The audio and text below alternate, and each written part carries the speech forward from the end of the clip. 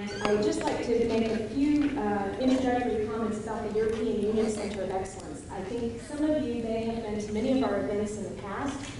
We are funded by the European Union. We're one of 10 universities to have the privilege to administer a European Union of Excellence from our campus. And one of the great opportunities that comes with directing an EU center is the privilege of welcoming very distinguished diplomats to our campus to bring to life the subjects that many of our international affairs students are studying in the classroom and in textbooks. So it's wonderful to be able to bring practitioners and diplomats who have seen the inside of world politics. And I know it's particularly important for this class and the great work that your instructor, Tizing Kazi, is doing. So without further ado, I'd like to introduce you to His Excellency François Delattre. He was appointed Ambassador of France to the United States in February of 2011, after he had served for 3 years as the French Ambassador to Canada. Before that, he had been the Consul General to New York, and he's had the opportunity of shaping French foreign policy from the inside. The current French Foreign Minister, does anyone know his name? That would be the President of the Republic, but that's an important figure, yeah? How about the Foreign Minister? Anybody know? His name is Alain Juppé, okay? And His Excellency, Monsieur François Delattre, had the opportunity to serve in Alain Juppé's cabinet when he was former Foreign Minister. He was Foreign Minister in the 90s.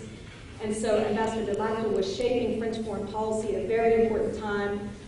The Balkan crisis was in the midst, and he also led the Bosnian crisis team. He's been very instrumental in shaping strategic and security and defense issues in France and Europe, and in cooperation with the United States. He's been a very important transatlantic player, and he has many things to share with you from his rich diplomatic background. So without further ado, please join me in welcoming His Excellency Ambassador Delattre to the podium. Merci beaucoup. Thank you. Thank you very much. Can you hear me? Thank you very much for your two kind comments. Dr. Vicky Birchfield, if I pronounce correctly, chère Madame la Professeure, ladies and gentlemen, it's a great pleasure, really, and a true honor for the French team, the winning team, our distinguished and outstanding Consul General Pascal Ledinf, his team, and for me, to share this moment, this important moment with you today. The Georgia Institute of Technology is among really the top universities, not only in the United States, but in the world. Very well known in my country, in France, and as you all know, probably better than I, the cooperation, the partnership that we have established with the French, with your university, is just amazing, rock solid, and growing day after day. And as you kindly mentioned, we had together two interesting meetings this morning with the head of Delta here, and then with your mayor, and the perspectives of developing again this partnership are just great. Your interest focusing on ethics and international relations, I believe a good starting point is the fact that from Yorktown, Lafayette, from Yorktown and Lafayette to the beaches of Normandy, France and the United States owe each other their very existence as free nations. It seems a bit ambitious to say that, but that's true. I will tomorrow, with our Consul General, present the Legion of Honor to an American veteran of World War II. I can tell you there is no more moving experience for me as ambassador than to say on behalf of my country, thank you to somebody who 65 years ago landed on Omaha Beach or Utah Beach to restore my country's freedom. And French-American relations are based on common interests for sure, we will come back to it, but mostly on shared common values. And that's really what makes our relationship unique. And if you think about it, we have always, the two nations, we have always been, over the years, shoulder to shoulder to promote these values of freedom and human rights and democracy that we, after all, our two countries, after all, 200 years ago, gave to the world. So it should come as no surprise that it was a Frenchman and a very distinguished American, le professeur René Cassin and Eleanor Roosevelt, who together, hand in hand, wrote the Universal Declaration of Human Rights in the aftermath of World War II. I see here, and I hope you see here too, an amazing symbol of what the friendship between our two countries is made of. It's not the traditional friendship among two nations. It's really friendship that is rooted in common values, and to come to your theme and topic, to a common sense of ethics. Against this background, I have good news today. French-American relations have never been closer and tighter than they are today. If you think of the diplomatic and security front, we promote, and President Sarkozy promotes, but it's tradition for the French president, a values-based diplomacy. Let me give you a few examples of that. As you know, we are fighting, the two countries are fighting together in the skies of Libya. Why is it important? Because first, we prevented a bloodbath from happening in Benghazi, the stronghold for the Libyan rebels. And that was really a French initiative, I must say, at that time, to say we have to send our planes to stop Gaddafi fighters and to avoid the bloodbath that the Gaddafi forces had announced. They said that they would go in every house and kill basically everybody. So we had to intervene for, I would say, ethic, moral reasons. That's what we did. We were able also, in this respect, to get a Security Council resolution based on what we call la responsabilité de protéger, the responsibility to protect, if it's the right term in English.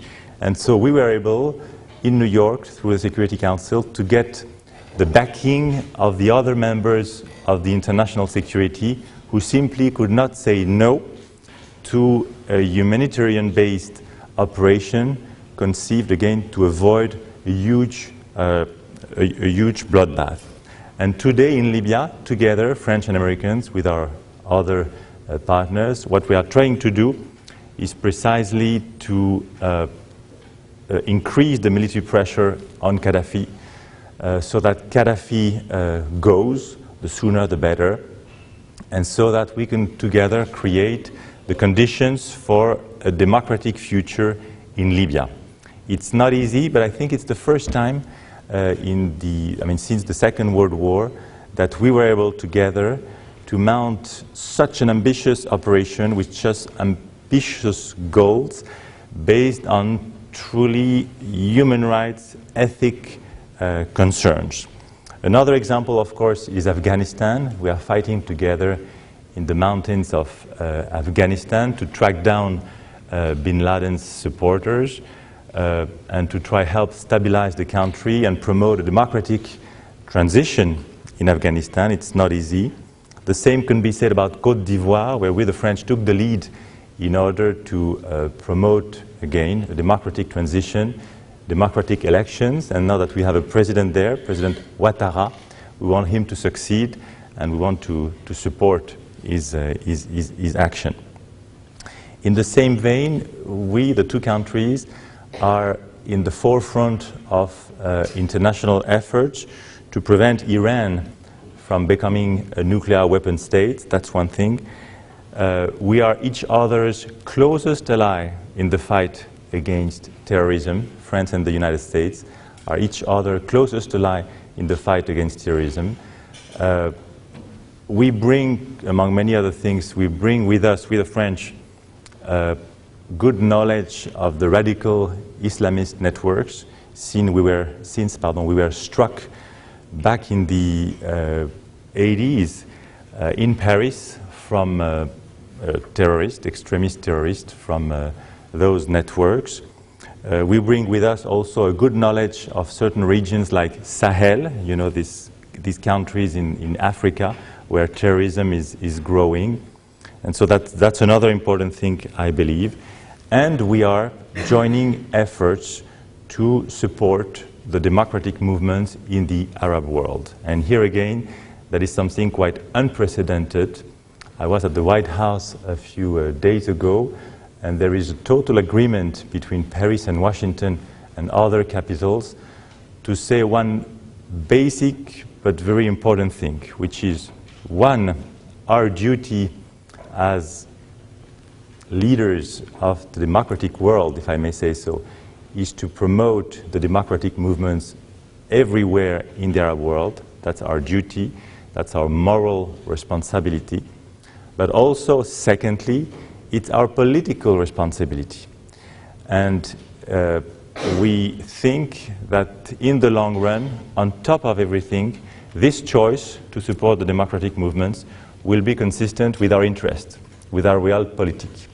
And so that's one very ambitious endeavor that we have decided together, hand in hand, Paris and Washington, vis-à-vis the Arab world. And again, today and tomorrow, the G8, what we call the G8, is taking place in Deauville, France. President Obama is there, working side by side with our president, President Sarkozy, to convince the other members of the G8 to really support these democratic movements. By really supporting, I mean not only a political support, but also an economic support, promoting jobs in Egypt, in Tunisia, in the rest of the Arab world, promoting entrepreneurship in these countries, making sure that new startups are founded there.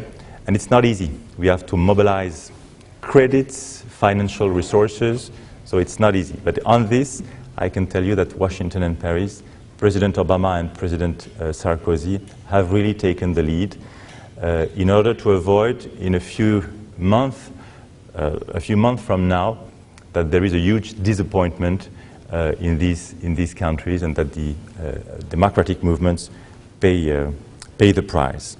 Now, just to say another word on our relationship, on the economic front too, the partnership between France and the US is booming. Just to give you one figure, with the French we have 4,000 French businesses investing in the United States and creating or supporting in your country more than 600,000 American jobs.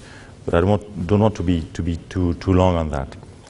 Just to come back on the human rights issue, and I don't want to be too long in order to be able to have a Q&A session and to have an exchange with you.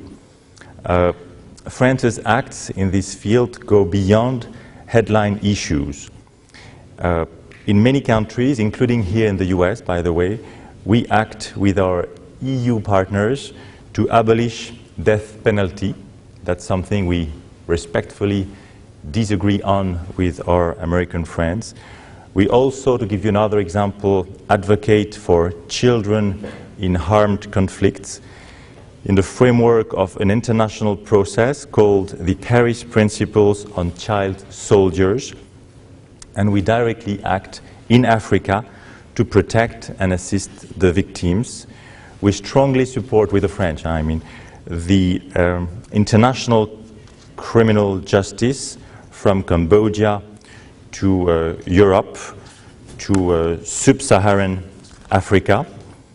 We strongly support at home endeavors like Holocaust education and more broadly mutual cultural understanding initiatives from the non-profit sector.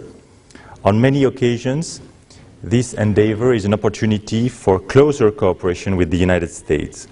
France believes, for example, that the UN Human Rights Council, is a place where we need to be and fight for our values and beliefs.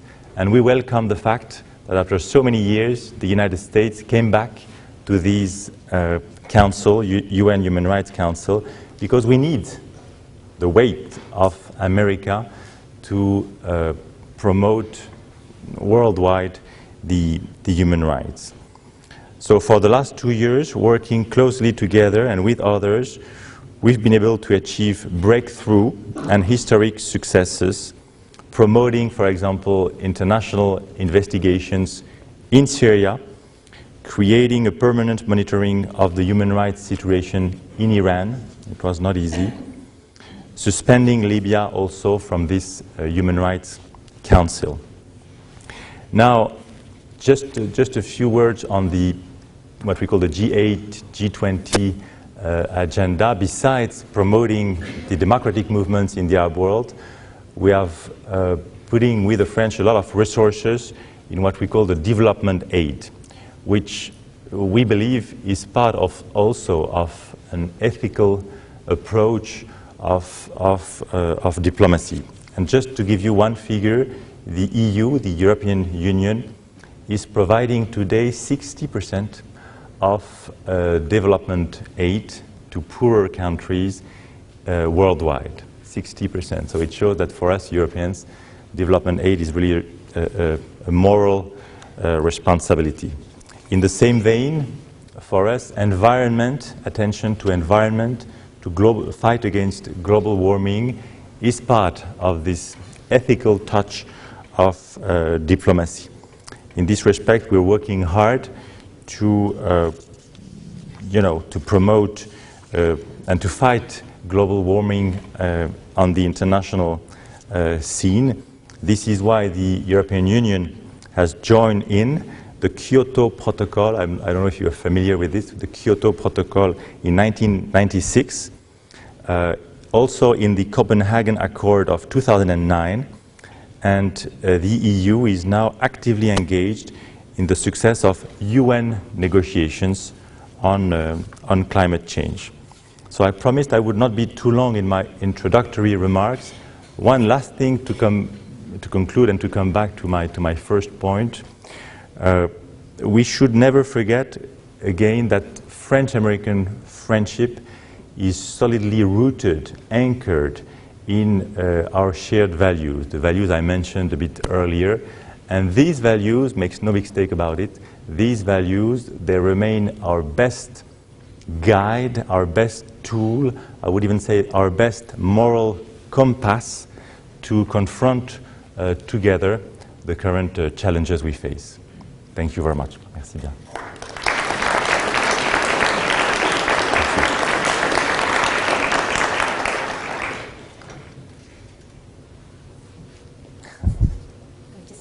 Works for taking questions. Oh, sure. So now is the tough part, Q&A. Okay, everyone, we're going to take questions at this point. If you would like to ask His Excellency a question, please form a line over here, and I will pass the mic over to you so that you can ask the question and everyone can hear it. If it's all right, I will take this opportunity to ask one of my own. Of course. You mentioned development and development aid. My question relates to the United Nations Millennium Development Goals that we are going to be studying later on in this course. Of course, France is a signatory to the declaration, and I'd like to ask you about how you feel about the targets that are the 2015 targets that are coming up for these the Millennium Declaration goals. And where you think this effort is heading? It's a very good question because the leaders in 2000 agreed on a set of goals, ambitious goals that we call the Millennium.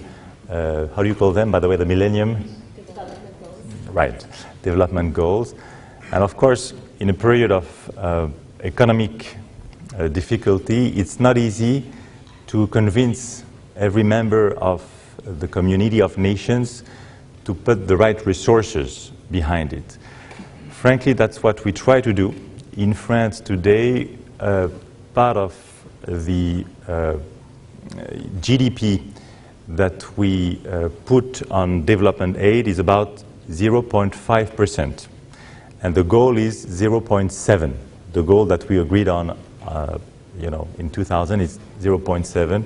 And we are the second largest, or depending on the year, the third largest donator worldwide in terms of development aid. But it's true that many countries are reluctant to do their share.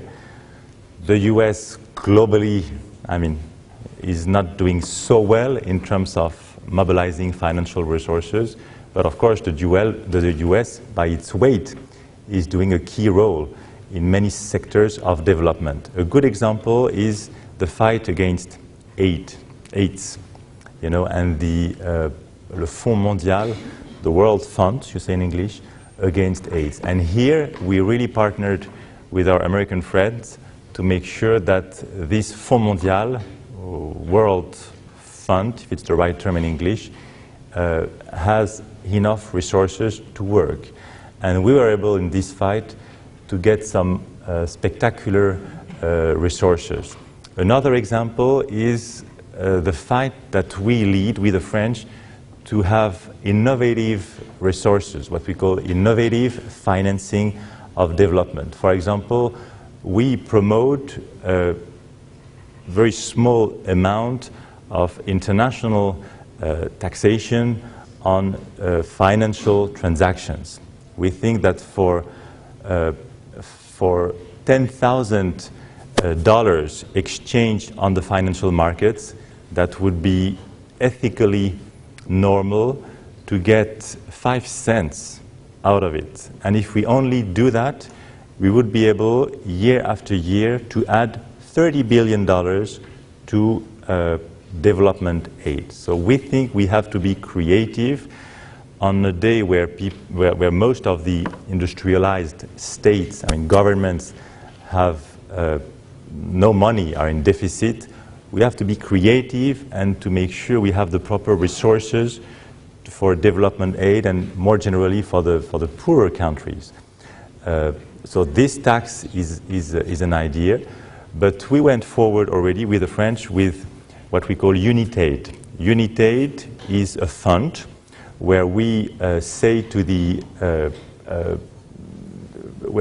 we'll put $5 to $10 to $15 for every flight on Air France or other companies going through Paris. And through this process, we were able to get $300 million every year. So it works already.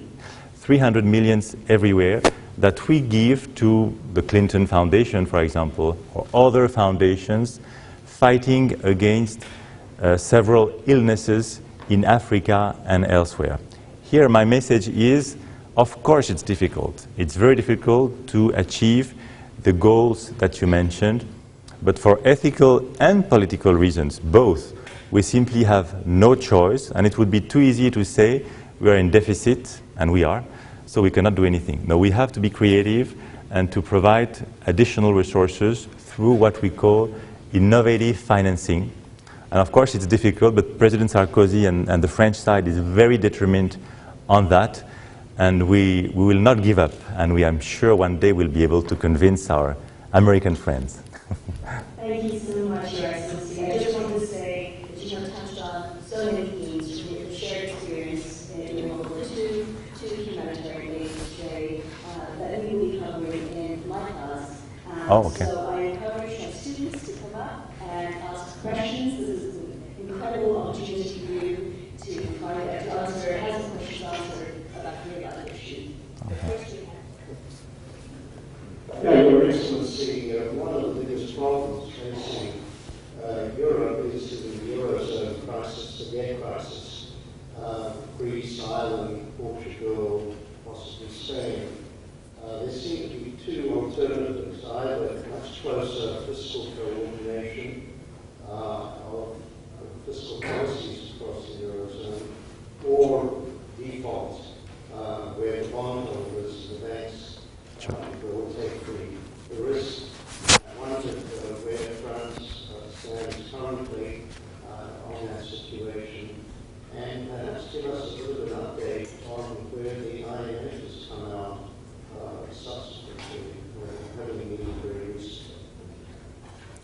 It's a very good question. Here, I think it's important, in a few words, to put things into perspective. The euro, since its introduction in 1999, has been and remains a great success story. It protected Europe from the ups and downs of the currency exchanges around the world. The euro, by the way, is a very strong currency. It's much stronger today than it was, again, 10 years ago when it was created. And so it's a great success story. It's very important to keep that in mind. The second point is that there is no crisis of the Eurozone at all. There is a crisis of some countries belonging to the Eurozone, which for various reasons are in trouble to get their public deficits in order. The three examples you mentioned, Greece, Ireland, well, also the banking system, let's say. Greece, Ireland, and Portugal are good examples for that. Third point, we collectively, the Germans, the French, the others, took the necessary measures to do two things. First, to kill the fire, if I may say so, and to bring additional resources, huge resources, in order to make sure that we're efficient in defending properly the euro confronted to the attacks related to the situation in the three countries I mentioned. That's one thing. But more importantly, and here I directly answer your question, we took the initiative 1 year ago with the Germans to establish for the first time what we call la gouvernance, the governance of the Eurozone, meaning a stronger coordination of our economic and fiscal policies. Because until now, we had a currency, but we had no coordination, almost no coordination, of our economic and fiscal policies. And of course, it is a recipe for problem. We now confront the problem, and we found the solution. I must say that in 10 months, of the 10 last months, we made more progress to establish a true coordination of economic and fiscal policies than over the 10 last years. And it is a good lesson for Europe. Every time there is a crisis, and since 1957, the creation of the European Union, we've confronted many crises. But every time we are able, painfully, slowly but surely, to overcome it.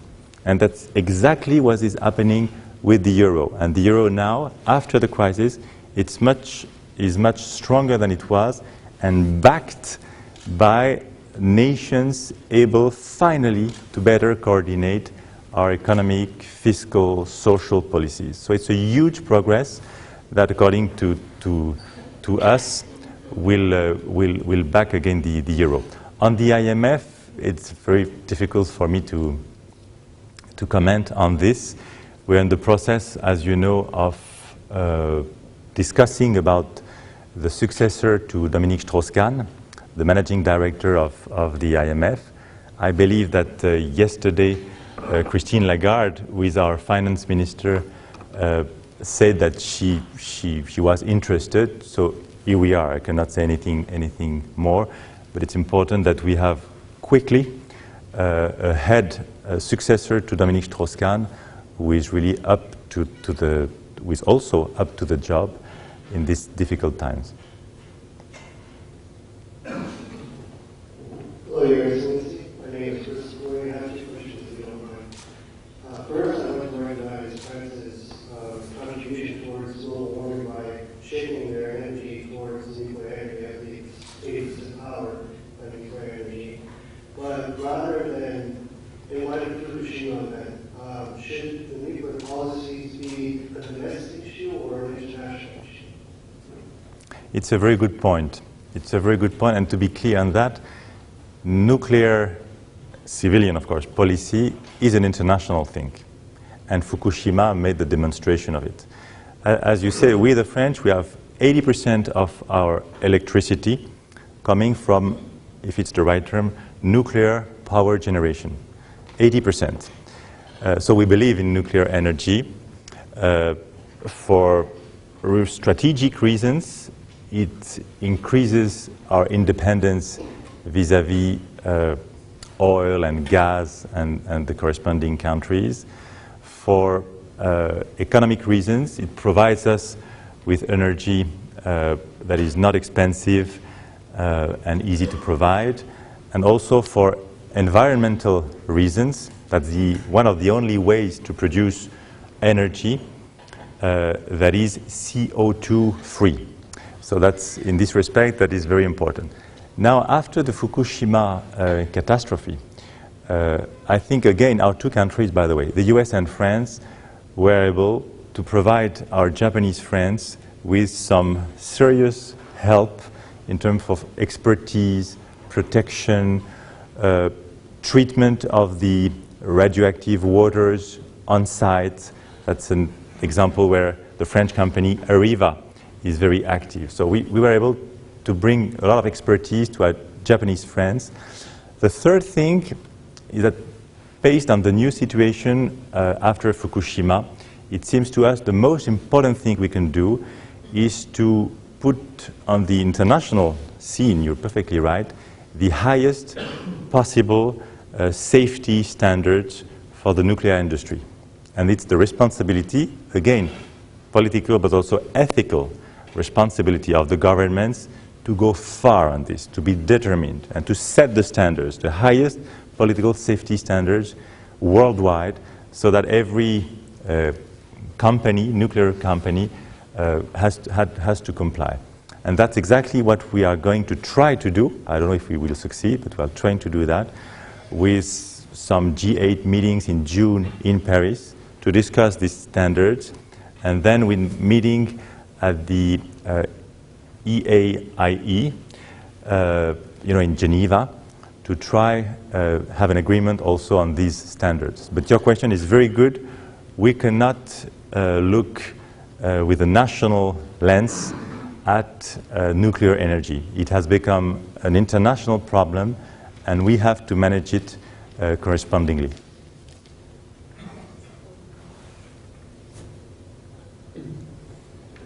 Your Excellency, first, I want to thank you on behalf of the officers of Georgia Tech for being here today. It's really a privilege having you in our classroom today. Thank you.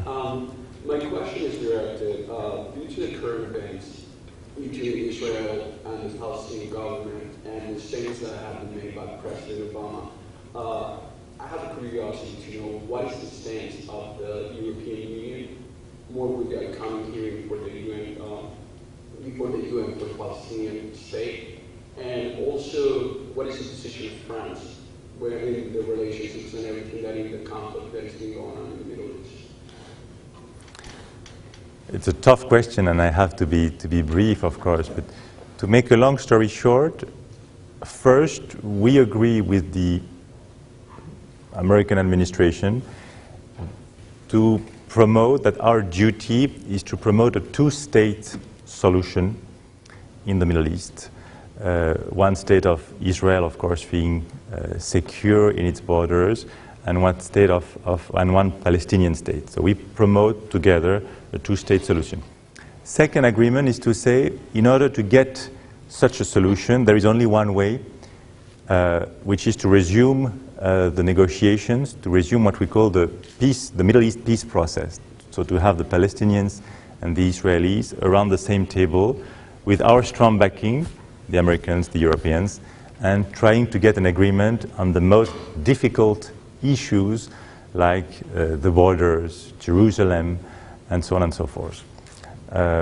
Now, the third point is that based on this basic conviction, we much welcomed President Obama's speech in the last days.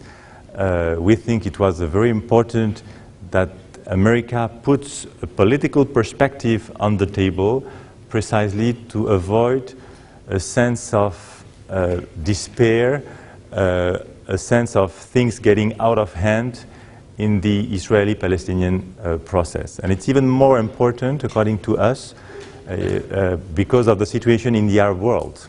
You cannot have the Arab world changing so rapidly and the Israeli peace process remaining basically in a deadlock. So we much welcomed the American initiative, and we, Europeans and French, said very clearly that we support and will continue to support this initiative hand in hand with America to make sure that Israelis and Palestinians resume their negotiations and try to get closer to an agreement. We are not there yet.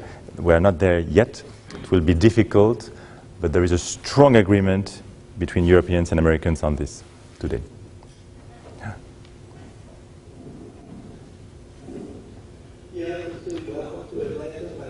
Thank you.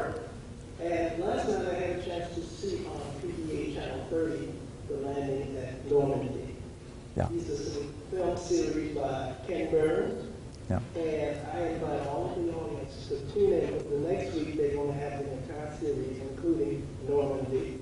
And it gives so much information that most people don't know that happened there. So I just want to make people aware. If you want to find out about what happened, tune in. Channel 30, PBA. I can only support this comment. Nothing is more important in our relationship than to remember the basics, the core values that make our relationship as unique as it is. So thank you for your comment. And for those of you who never went to France, I recommend you go to France first. Go to Paris, to the Riviera, to Provence, to every part of the country, and you will be amazed. Frankly, you will be amazed of the sense of gratitude, profound gratitude that continues to exist today in every generation, older and younger generations alike, vis-à-vis our American friends who twice in our history went to restore our freedom. You will be amazed. This sense of gratitude is just, prospering, continuing, and will never, never disappear. So thank you, sir. Thank you. Your Excellency, I have a question. What is France's stand on the admission of Turkey to the European Union? On Turkey, right? On Turkey. Thank you for asking this tough question. The widely shared view is that we oppose Turkey's entry into the European Union. That's what I read time and again in the press, and it's wrong, France's position on that is to say one very simple thing. Turkey is a huge country, a huge culture, and a huge country, 80 million people, if I'm not mistaken, or so, around. And we say that Turkey's coming into the European Union would be a challenge, objectively, a challenge for the European Union at a time when the EU has already enlarged itself to 27 countries and is trying to digest, if I may say so, these series of enlargements. So France's message here is to say, le mieux est l'ennemi du bien. Better can be the enemy of the good. That would be the translation. And we have to think twice, to think carefully in order to make sure that Turkey, when the time comes, may be able to find with the EU the relationship that is the most appropriate. We don't rule out any perspective. We don't rule out Turkey's integration into the EU. We simply say, wait a second, it's really strategic, serious stuff. We have also to educate our public opinion in the European Union.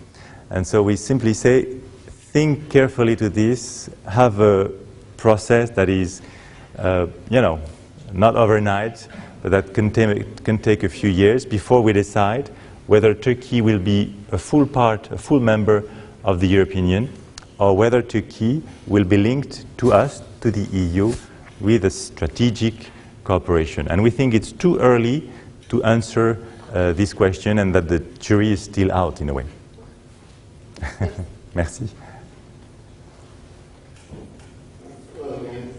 As an American with a Middle Eastern background, I'm very strong for democracy. And as you mentioned earlier, your friends in America are trying to aim for the democratic reform. However, our ethics, our morals, based off democracy, is based on decades of refined thoughts. How are we to go to the Arab countries where their morals and ethics are mainly based changing your religion? It's a good question, but very difficult to answer, of course.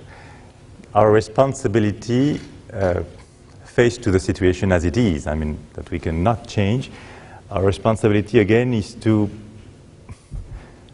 promote by every conceivable means, political, media, economic, financial, the democratic movements in the Arab world. Will it be easy? No, it can be.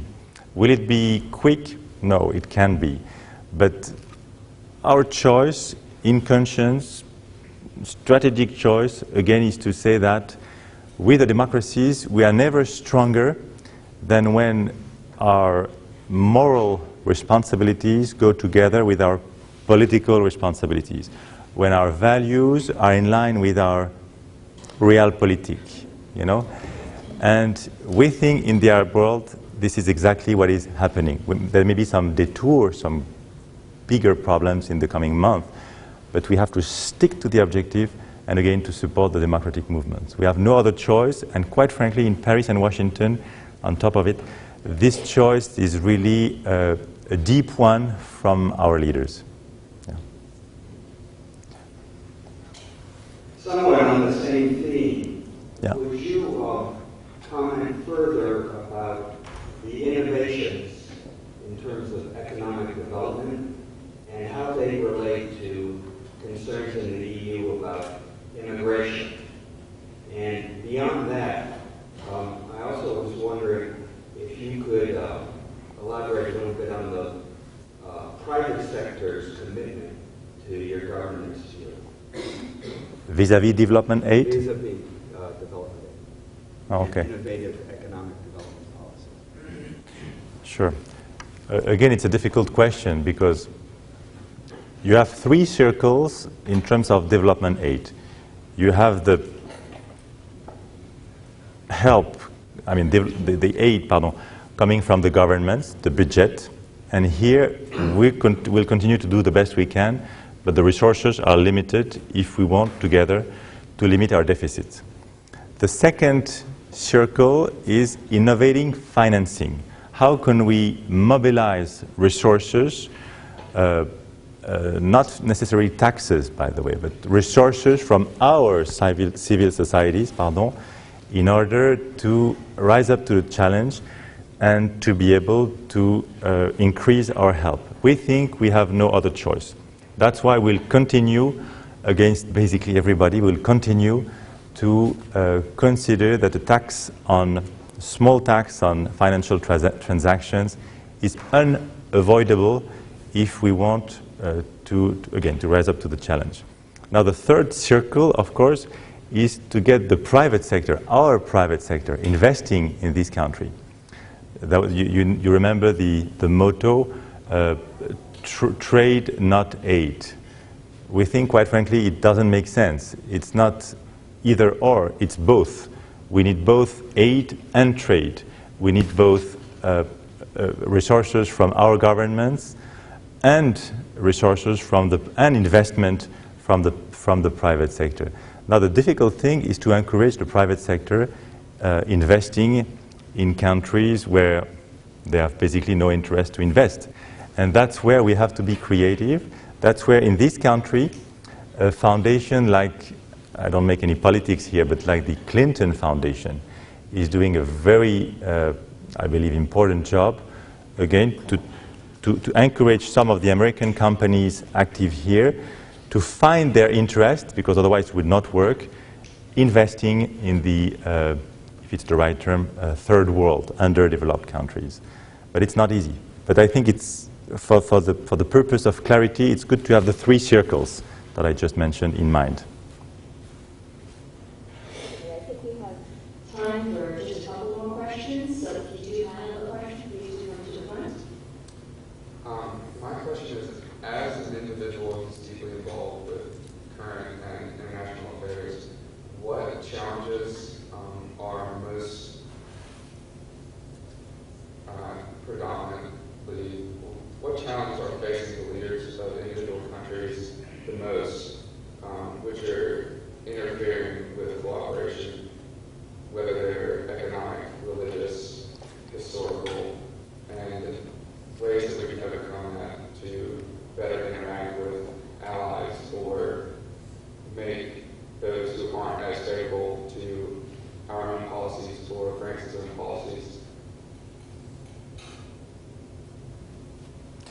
It's a very good question, I believe. It's at the core of the questions that I believe every head of state asks himself every morning. Seriously, it's a very good question, because when you have the responsibility of a country, traditionally you had one goal, which was to promote the interests of this country.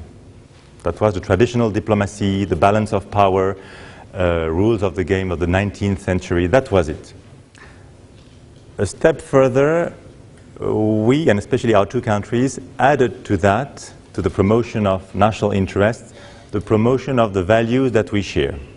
That was another very important step that makes the decision-making process more complex, because you can have some conflicting agendas on that. And you have today a third element, which is for every nation state to be able to transcend national interests and consistently with its own values to have in view the global interest, the common, interest of humanity. Sorry to be a bit lyric on that, but that's really the challenge of today. That's what we try to do, for example, in the G8 and the G20. And in this respect, a very interesting thing, we, the Europeans, we got used to think that way, because the European process is a process through which every day, we, the French, the Germans, the Spaniards, the others, we have to put our interests on the table and then to compromise, to transcend our national interests and find common good, common interest for the community of the 27 member states of the European Union. So we are used to that. We do that every day. We compromise. We make some concessions and so on and so forth. And at the end of the day, we have an agreement consistent with the EU interest, and we can go forward. So what we try to do painfully within the EU, we have to do it on the international scene and at the level, for example, of the Security Council.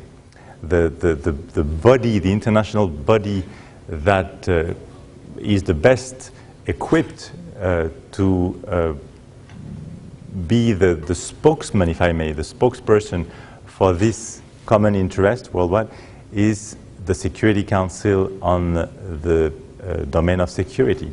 It has to say the law, it has to to set the agenda, to set the goals. But your question is very interesting. It's not enough to promote national interests. It's not enough to do it with values that we promote at the same time. We have to keep in mind what is the interest of the planet, of the humanity. And frankly, this is not theory. This is what we do every day in Europe, but it's also what we have to do almost every day on climate change issues, for example. On climate change issues, it's simply impossible today to think based on narrow national interest. It simply doesn't work anymore. And by the way, the public opinion, the social medias in this respect are objective allies of the democracies, because they make everything so open that the promotion of strictly defined national interest cannot work, because your own public opinion will criticize you if you stick to this defense of national interest. They want you to behave properly as a citizen of the world. So that is fascinating interaction between diplomacy in the traditional sense, balance of power, and diplomacy in today's world, which is open to everybody's mind and conviction. And that's make a world of difference.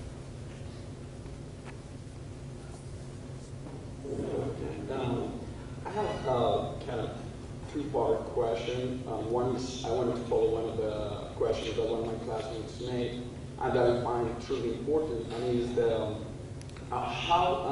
what is the stand, not only of the French government, but the European Union, when as you say, that to bring democracy and to support groups that support democracy in the Middle East, whenever you have cases like Hezbollah, who actually came up from being a terrorist organization for a group that used force to become a political party in the Lebanon, where we see that that kind of strategy backfired because I think that there's a lack of understanding of, the cultural background and idealism of the Muslim world.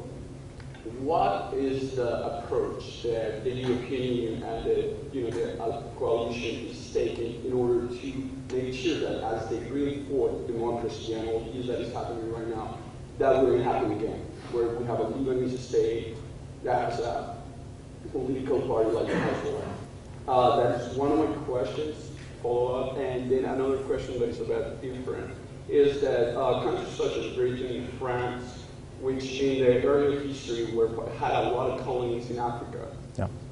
What are they doing to promote development in the African countries?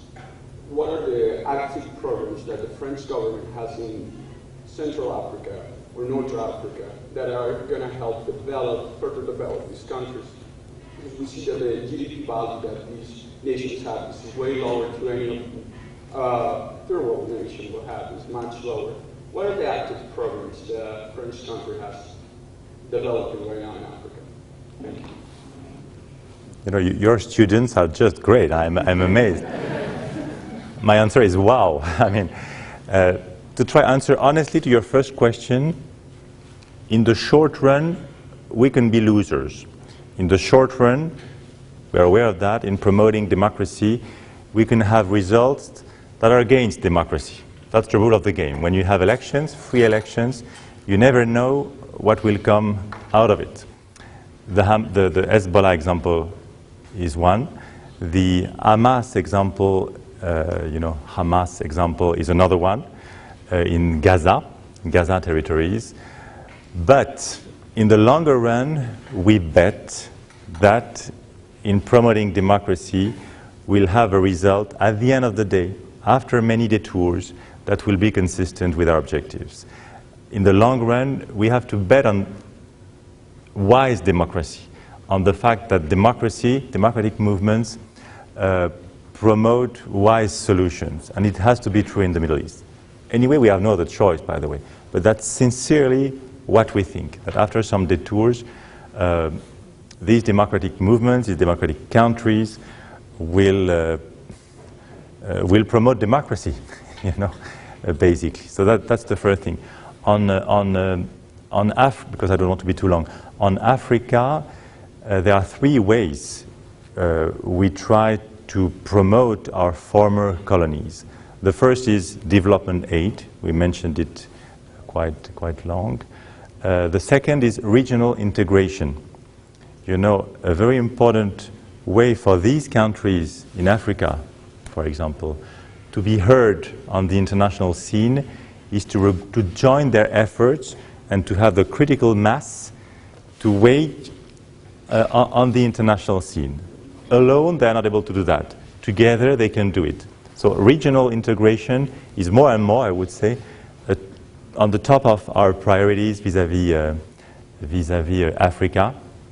And the third thing in the same line is to make sure that African countries have their say in the key international bodies. And that's why we promote actively the enlargement of the UN Security Council. And we promote actively the fact that, in our view, Africa must have its seat as a permanent member of the Security Council. So I think, in order to be to oversimplify and not to be too long, that the three ways we try to promote these countries and to help them find their way, their say on the international scene. And we feel, of course, a moral and ethic responsibility to help them because of the fact that they were former colonies, no doubt about it. Thank you. Thank you so much for this Merci beaucoup. discussion. Thank you. I'd like to make a few closing remarks, if you don't mind. First of all, I would like to thank the students for such engaging and well-informed questions that help generate such an interesting dialogue. And a special thanks to His Excellency Ambassador Delattre for his candor and his insight. It was truly a remarkable session, and I'm sorry that it has to come to a close. I would like to thank Consul General Pascal Ledin, the Consul General of the Consulate General of France here in Atlanta, for making this opportunity possible for us here at Georgia Tech. And his dream team. He's got the whole team with him, so welcome again. We have the great honor of collaborating with them on many events. In fact, 2 years ago, we had your predecessor and the German ambassador here on this very stage, and it was a remarkable opportunity. And I would like to share with you all that the predecessor to Ambassador Delattre is now heading up the very innovative new European External Action Service, which is truly a remarkable revolution in European institutional development, as they are establishing, and it's in action already, a multilateral diplomatic corps. So this is really remarkable, and they're under the excellent leadership of Mr. Pierre Vimont, who we also had the great honor of hosting in this very room. So I would also like to welcome a few other guests and thank you for being here. Consul General Paul Gleason of the Consulate General of Ireland, thank you for being here. Thank you. Honorary Consul George Novak for the Czech Republic. Have I missed any other diplomats in our midst? If not, I would like to thank Associate Dean John Tone of the Ivan Allen College for being here to represent the Dean's Office and the Ivan Allen College, and Professor Yves Berthelot, President and Vice Provost of our campus in France, which celebrated its 20th anniversary last year, Georgia Tech Lorraine. And we're very pleased to again this fall launch another France Atlanta program. So please watch for the fascinating lineup that will be, many of the events will take place again on the Georgia Tech campus. So we're thrilled to have such an active and wonderful representation of France and a promoter of French-American relations in all domains. So thank you very much. This has been a tremendous opportunity. Thank you all for your attention and your great questions, and have a wonderful afternoon. Merci beaucoup. Merci. Thank you. Thank you. Merci.